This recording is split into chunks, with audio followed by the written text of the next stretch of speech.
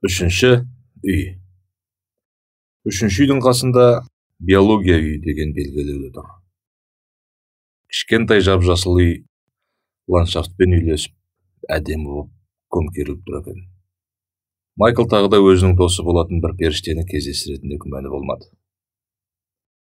Ол алдыңғы үйлерде болғанның бәрін еске алып, алғашқы екі үйдің бұны саяхатқа дайындағанын түсінді. Нағыз оқу енді басталуы мүмкін. Жасыл періште әдеттегідей сәлемдесіп қарсы алды. Сәлем ақжүрек Майкл. Жасыл періштенің мінезі де сондай ашық жарқын екен. Періште Майклдың басынан аяғына дейін қарап, көзімен ымдады. Семсерің керемет екен. Үп-үлкен қылышты әрең көтеріп тұрғанымды көріп, ұялмасын деп айта салды-ау, деп ойлады Майкл. Кеш жарық, жасыл. Түкте олай ойлаған жоқпын. Семсердің түрін көргесін айтып тұрмын. Сенікі ерекше, деді жасыл Майклдың ойын оқып. Әр адамның семсері әртүрлі бола ма сонда? Әрине. Сені ақ жүрек деп бекер атап жүрген жоқпыз. Ниетің мен жүрегінің тазалығын көргеннен кейін сондай ат бердік. Кіре ғой, ақ жүрек Майкл. Майкл жасылдың соңынан еріп келе жатып. Менің басқалардан не ерекшелігім бар? Мынаны айтайын, біз адамдарды бөлмейміз. Бәріне бірдей қараймыз. Адамдардың таңдау еркіндігіне де кірмейміз. Олар таңдауды өздері жасайды. Біз сол таңдауға мән береміз. Ал сенің ұмтылысың ерекше. Қай жаққа ұмтылысың? Өзгеруге, деді. Майкл, бұл үйге не үшін келдің деп ойлайсың? Енді үйіме жету үшін. Жету үшін не істеуім керек? Жеті үйге кіріп шығуым керек. Ал сосын, деді періште жауапқа қанағаттанбай. Вибрациямды көтеріп, өзге өлшемге сай болуым керек. Қызғылт періштенің айтқан тотықұсша қайталай салды. Жасыл күліп жіберді. Естігеніңді түсінбесең де қайталап тұрсың, бірақ кейін түсініп кетесің. Ай, бұл жақта жалған сөйлеуден жүрмейтін еді ғой, деді Майкл іштей. Мойындаймын, бұл сөздердің мәнін толықтай түсіне алмай жүрмін, деп мұңайды Майкл. Жасыл Майклды өз бөлмесіне ертіп апарды. Бұл үйде алдыңғы үйлерге ұқсас. Бірақ бөлмелерінің түстері жасыл еді.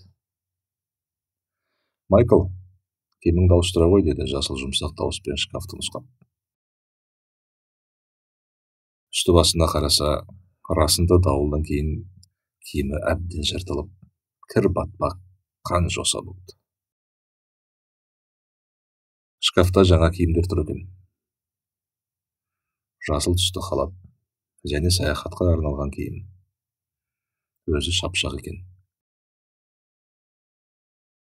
Өлшемін қайдан білгенін жасылдан сұрайын деп еді, періште қайырлы түн тілеп шығып кетті. Сол түні Майкл жасыл құбыжықты түсінде көріп, түн ішінде терлеп оянды. Қайтадан аңдып, шабуылға дайын жүргендей.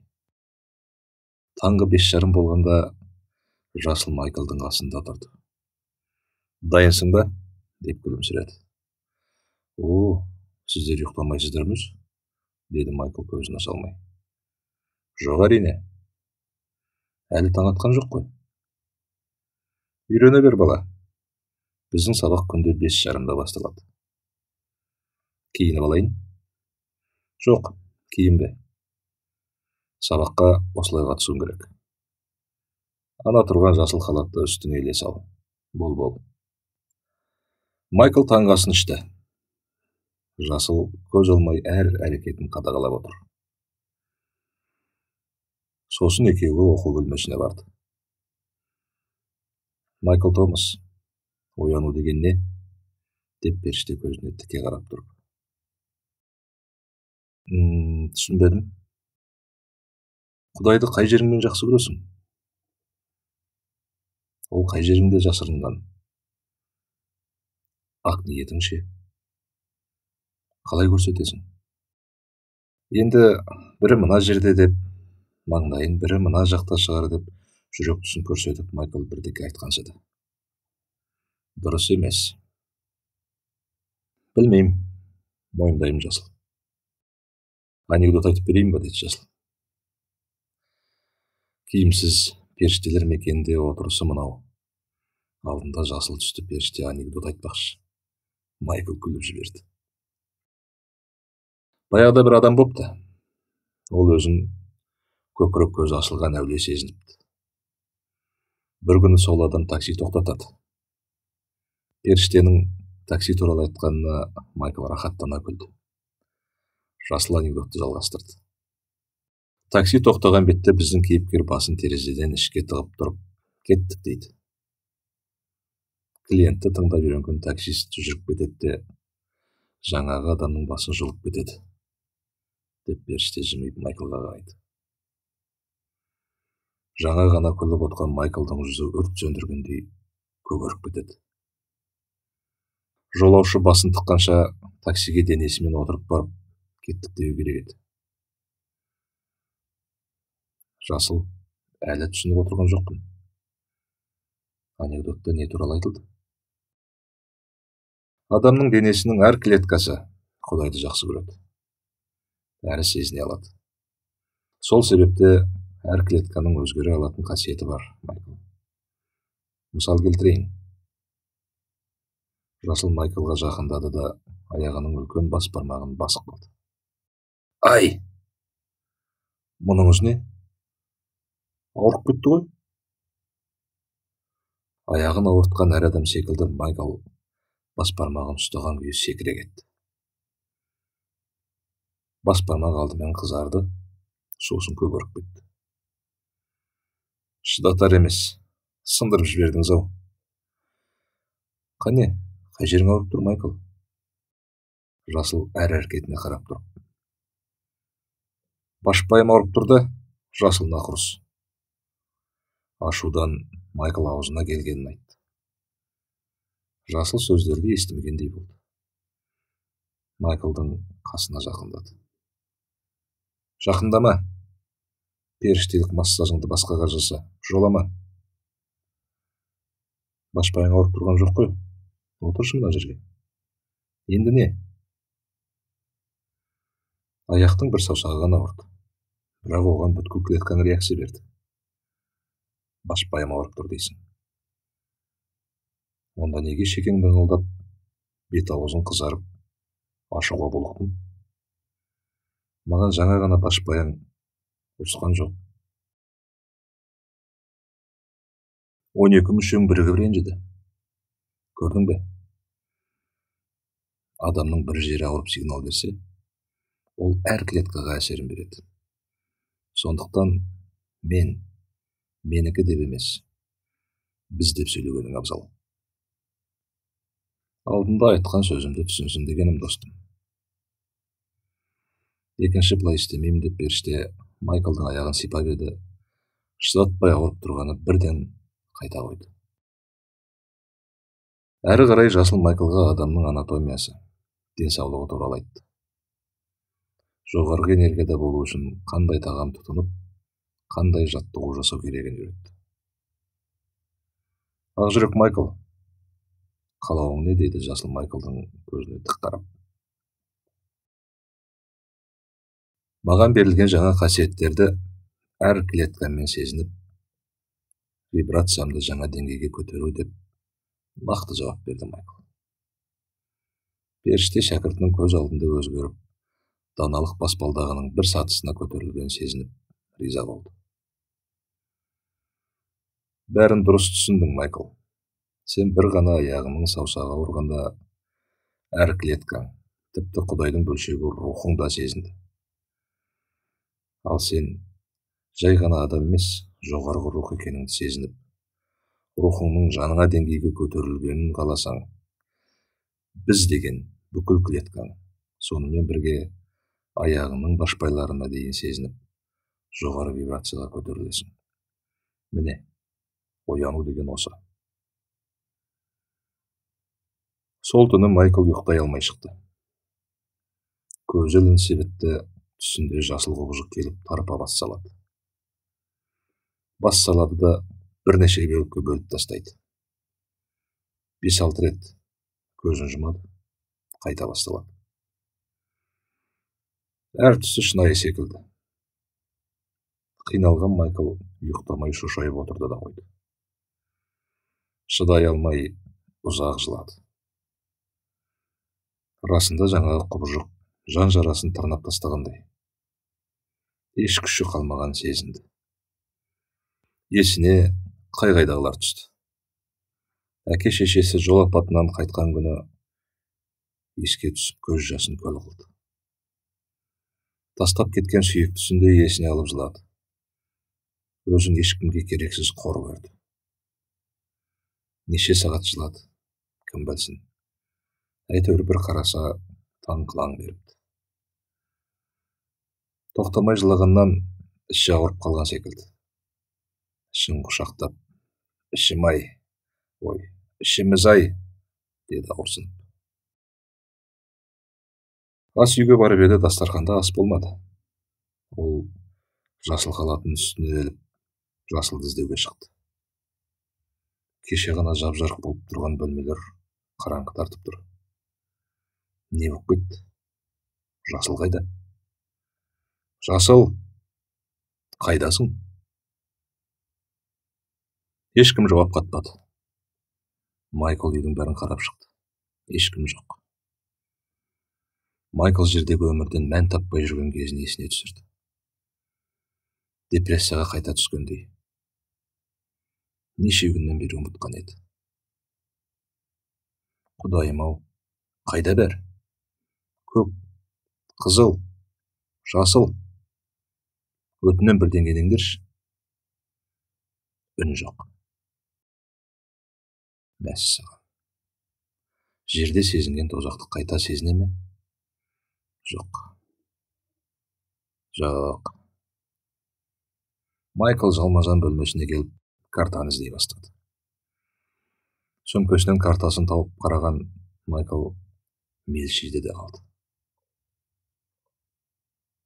Түстің кезі болса да, көңілсіз күйде төсекке қисая кетті. Осындасың, деп жазылып қасында тұратын қызыл нүкте де жоқ. Тек жазуы жоқ, көрінер-көрінбес қара нүкте тұр. Соңғы рет жасыл, бұл жақта жақсылық көрсең де, жамандық көрсең де өзіңнен. Бірақ аяғы бұрынғыдай болмас. Сені жақсы көрем деген еді. Қоштасқаныма? Мүмкін құбыжық бұларды жоқ қылған болар. Майкл өз ойынан шошып кетті. Одан кейін басындағы ақ періштенің бәрі сені ойлағандай емес деген сөз есіне түсті. Сосын орнынан ұшып түрегеліп, сауытын киіп алды. Қолына қалқан мен семсерін алды. Сауытта, семсерде алдыңғыдай емес, ауыр әрі ыңғайсыз көрінді. Сонда да шамасы келгенше қылышты жоғары көтеріп тұрып, рухымды ештеңе сындырмақ емес. Оған жол бермеспін. Депрессия деген итті мен жеңдім, дейді рухтана. Жан жағына қарады, тып-тыныш, ешкім жоқ. Майкл және тыныштық. Майкл берілмеді. Оқу бөлмесінде қозғалмастан отырды да қойды. Ештеңе ойламады. Депрессияға берілмеді. Қандай да бір ой келсе, ойша семсермен шабып отырды. Таң ата көзі ілініп кетіпті. Қатып ұйықтап қапты. Тіпті түс көрмеді. Майклдың семсері де, қалқаны да сол уақытта вибрация беріп, алтын түсті нұрға боялды. Сонымен бірге сауытты жарық шашты. Ол Майклдың ДНК-сының өзгеріп жатқан еді. Бірақ мұны ұйқыдағы иесі сезбеді. Таңертең Майкл оянғанда бөлме кешегідей емес, жап-жарық көрінді. Қызық. Депрессия деген иттің тамтығы да қалмағандай. Бәрі кешегі күнмен, кешегі көз жасымен жоқ болғандай ма, қалай өзі? Өзін сондай жеп-жеңіл сезінді. Асханаға барып еді, мәссаған, дастархан жайнап тұр. Майкл отыра қалып тағамға бас салды. Bir қараса, ұрты толған тамақ. Өзі бар даусымен әндетіп отыр. Ха-ха, мына әрекетімді анам көрсе, айқайға басар еді деп қарқылдап күлді. Негізі анаң сені мақтан тұтады, Майкл Томас. Анаң ғана емес, бәріміз деп күлді Жасыл. Достым, сіз дегенді келмейтін шығар десем. Періштені көрген Майкл қуанып кетті. Қасыма отырыңызшы, өтініш. Жасыл кешегі күнге қатысты Майклдың көкейінде көп сұрақ барын білді. Алайда сұрақ қоюға шәкірті асықпады. Көзі жайнап тұр. Асты сүйіспеншілікпен асап әндетіп отыр. Семсерің әдемі екен, деп күлді Жасыл. Майкл күліп жіберді. Сосын періштенің қасына келіп құшақтап алды. Сөйтіп, екеуі қосылып ән салды, би биледі. Екеуі бөлмедегі заттарды әрі-берлі бір-біріне лақтыра ойнап күлді. Сіздің келетініңізді білген едім, Жасыл. Қайдан, деп күлді періште. Мені жақсы көрем деген едіңіз. Әрине жақсы көрем. Періште, қазір ата-анам мені көріп тұр ма? Алғашқы сұрағының осындай болуы рухани өскенінің көрінісі, ақжүрек Майкл. Қызық айтайын, кешегі сыннан өту көп адамға қиындау болады. Біз періштелер ертесі бірінші қандай сұрақ қояр екен деп өзара бәстесеміз. Әдетте көпшілік қоятын сұрақты қоймай, әке-шешеңе қатысты қойып отырсың. Бекер адам болмағаның, Майкл Томас. Жасыл, шын айтам, қатты өзгергенім сезем. Мен үшін қорқыныш жоқ секілді. Білмеймін, қалай десем екен. Бірақ расы сол. Сіз де мен үшін туысыңдай болып кеттің бе? Иә, әкемдей. Құдды бір отбасы сияқтымыз, Жасыл. Кешегі күн басында сынақ деп ойладым. Кейін дұрыстап ойланып қарасам, жоқ. Сынақ емес, басқа нәрсе. Анау азапты денемнің әр клеткасы сезінді. Тоғынан ажырап, қуаты біткен зат сияқты болдым. Бұл ішімде қалып қойған ауыр жаралардың қалдығы еді. Сол жүктің бәрі көз жасымен шыққандай ма? Сосын ішімде бір бостық сезімі орын алып, өзімде бос құтыдай қаңғырап қалғандаймын. Картаға қараған сәтте бәрін түсіндім, деді Майкл. Жасыл қатты таң қалды. Расында адам рухани өскен кезде осындай жайттарды басынан өткереді. Себебі неше уақыттан бері жиналған іштегі кірді шығару оңай емес. Шын айтам, Жасыл, тіріліктің күйін кештім. Бірақ соңғы сәтте мені жақсы көретін есіме түсті де дереу ес жидым. Жүрек көзін ашу оңай емес екен. Алып қосарым жоқ, Майкл. Бәрін дұрыс түсіндің. Тек мынаны біл.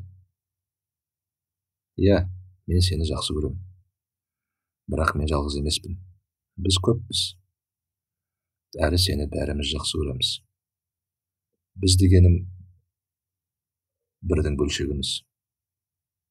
Оның ішінде сен де барсың. Бұндай сәт қайталана ма? Иә. Жеңіл өту үшін не істеу керек? Іштегі кірдің шыққан сәтінің өзі әдемі. Ояу адам үшін. Сол сәттің өтуіне мүмкіндік бер. Сүйікті ісіңмен айналыс. Немесе өзіңе арнап мереке ойлап тап. Рухани деңгейдің бір сатысына көтерілген Майкл Жасылдың үйінде тағы бір күн сабақ алуы керек болды. Майкл, бүгін ер мен әйел арасындағы төсек қатынасы жөнінде айтпақпын. Әзіл ғой, ә? Жоқ, әзіл емес. Майкл сабырлап. Ойбай, мынандай қасиетті жерде ондай нәрсе айтпаңыз. Ұят болады, деді. Бәрі сен ойлағандай емес. Төсек қатынасы қалыпты биологиялық процесс. Ол болмаса адамдар қалай пайда болады? Қалай көбейеді? Айтшы. Майкл үндей алмай қалды. Жоғары класс оқып жүргенде Майклдың сыныбына бір мұғалім келіп осы тақырыпты қызарақтап тұрып түсіндірген болатын. Ол балалар бір-бірін түрткілеп, ыржалақтап, қыздар сабақтың тез аяқталуын күтіп, тыпырлап отыратыны да есінде. Әйтеуір, Майкл үшін бұл тым ұят тақырып. Бұл туралы сөйлесу міндетті ме? Иә. Осы сабақтан кейін Майклдың ер мен әйел арасындағы тән жақындығына деген көзқарасы түбегейлі өзгерді. Жасыл жыныссыз періште. Бірақ бұл тақырыптың жілігін шағатын мамандай түсіндірді. Ер мен әйел бір-бірін сүйіп, жанымен ғана емес, тәнімен де қосылғанда өмірге сәбидің келетіні бөлек. Ал тоят сәтінде екі адамның энергиясы ғашықтық деңгейге көтеріліп, бір-бірімен сол энергия алмасатынын түсіндірді. Рухани кемелденген адам құмарлығын тізгіндей алатынын айтты. Жерде адамдар үшін тым жабық, әрі ұят саналатын бұл тақырыптың қаншалықты маңызды, әрі қасиетті екенін Майкл бүгін ұғынғандай. Ауылда өскен бала бұл тақырыпты тек бөспе кластастарынан еститін. Өздері дұрыс білмесе де, өтірікті шындай соғып отырғанда, Майкл ер мен әйел арасындағы қатынасты тым лас дүние секілді қабылдады. Мына әңгімеңізді шіркеудегі әкелер естімесін деп күлді Майкл. Сосын, жерде көп заттың қадірін білмеген секілдімін. Шіркін, сүйген қызымен осы сезімді басымнан өткергенде ғой. Бірақ енді кеш. Асықпа бала, бәрі сен ойлағандай емес. Осы құнды ақпарды санаңда сақта. Керек болады, деп көзін қысты Жасыл. Жасыл періштемен қоштасатын сәтте келді. Жасылдың үйінен алған сәнді киімді киіп, Майкл жол жүруге дайын тұрды. Жасыл жымиып жақындағанда,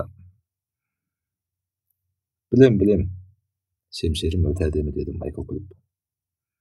Періштенің аузына қақпақ қойдың ғой сен бала. Сосын Майкл періштені құшақтап тұрып, тағы көрсеміз ғой, деп сұрады. Міндетті түрде. Маған қояр сұрағыңыз бар ма? Бар, Майкл Томас. Ол сұрақты білесің. Мүмкін жауабын бірден айтарсың. Мен, Майкл, Құдайды шексіз жақсы көремін. Майкл қол бұлғады да солтүстікке келесі үйге қарай бет алды. Соңынан қарап тұрған періште,